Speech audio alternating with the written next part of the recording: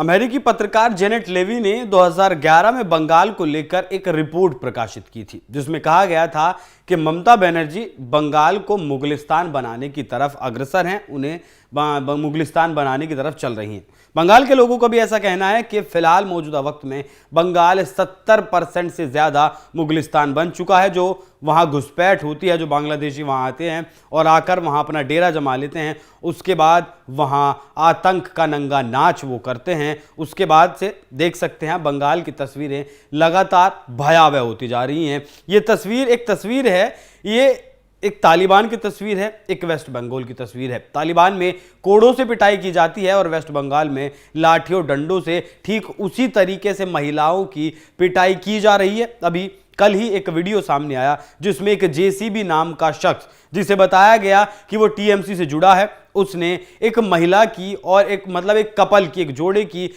बिल्कुल बेरहमी से सड़क के बीचों बीच पिटाई की। तमाम लोग वहां, सैकड़ों की भीड़ इकट्ठा थी, लेकिन किसी ने भी उन्हें बचाने का प्रयास नहीं किया, पिटते रहने दिया। तो ये हाल चल रहा है बंगाल में। और ऐसा नहीं है कि ये बंगाल की इकलौती या इक्का दुक्का घटनाएं हैं, तमाम ऐसी घटनाएं बंगाल से सामने आती हैं और हजारों लाखों घटनाएं ऐसी हैं जो सामने नहीं आती हैं। वो महिलाएं किस दर्द में जी रही हैं बंगाल में, वो वाकई में केंद्र सरकार के लिए सोचने वाली बात है, क्योंकि बंगाल के लोगों का खुद कहना है कि जब तक बंगाल में राष्ट्रपति शासन नहीं लगेगा तब तक बंगाल के हालात सुधरने वाले नहीं हैं। और अब तो कांग्रेसी नेता अधीर रंजन चौधरी ने भी ममता बनर्जी के खिलाफ खुलकर हमला बोलना शुरू कर दिया है। अधीर रंजन चौधरी भी अब बीजेपी की भाषा बोलने लगे हैं। जिस तरीके से बंगाल बीजेपी के नेता या फिर दिल्ली का आलाकमान बंगाल सरकार पर हमलावर रहता है, ठीक उसी तरीके से अधीर रंजन चौधरी ने भी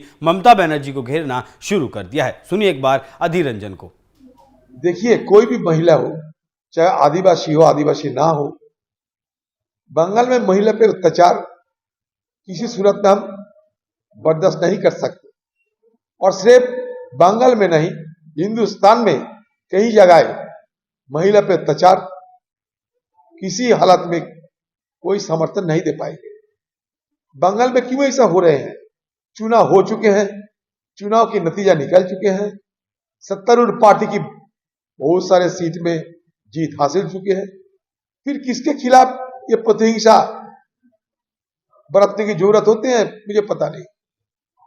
ये राजनीतिक प्रतिहिंसा सारे देश में चर्चा के मुद्दे बन गए हैं। सारे देश में हर जगह चुनाव हुए हैं, लेकिन कहीं इस तरीके की कानून और व्यवस्था की बुरा इस्तेमाल नहीं हो रहे हैं जो बंगाल में हो रहे हैं।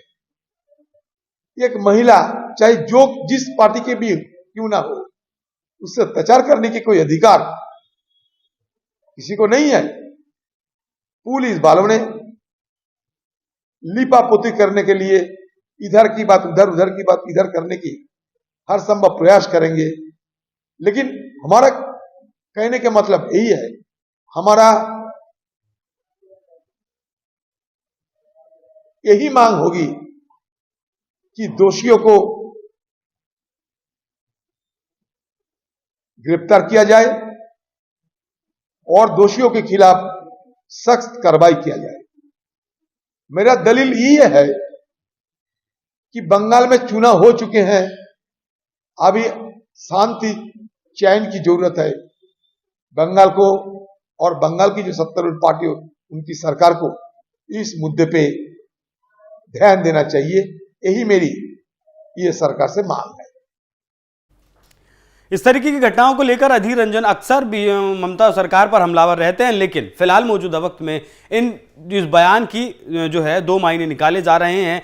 एक तो पहला तो ये कि अधीर रंजन वाकई में संवेदनशील हैं, जो जिस तरीके से बंगाल आगे बढ़ रहा है और बंगाल में हिंदुओं के साथ जो शोषण हो रहा है, महिलाओं के साथ जो शोषण हो रहा है। दूसरा ये कि इस बार बहरामपुर से वो अपनी सीट को हार गए और फिलहाल कांग्रेस का जो आला कमान है उससे भी उन्हें बहुत ज़्यादा तवज्जो नहीं मिल रही। दूसरी तरफ बीजेपी 18 सीटों से 12 सीटों पर सिमट गई और खबरें भी पिछले दिनों लगातार ऐसी आई थी कि अधीर रंजन चौधरी बीजेपी में शामिल हो सकते हैं। तो क्या अधीर रंजन चौधरी अब इस तरीके के बयान, ममता बनर्जी के खिलाफ खुलकर बयानबाजी बीजेपी में शामिल होने के लिए करने लगे हैं, जिससे विधानसभा चुनाव जो 2025 में होना है, क्या उसमें ममता बनर्जी की कुर्सी अब हिलती हुई नजर ममता बनर्जी को आ रही है? तो बंगाल में जो हालात हैं उन्हें शब्दों में बयान नहीं किया जा सकता। बंगाल अब सवाल उठने लगे हैं, देश पूछने लगा है कि बंगाल हिंदुस्तान का ही हिस्सा है या फिर तालिबान का हिस्सा है। यह भी अब कहा जाने लगा है कि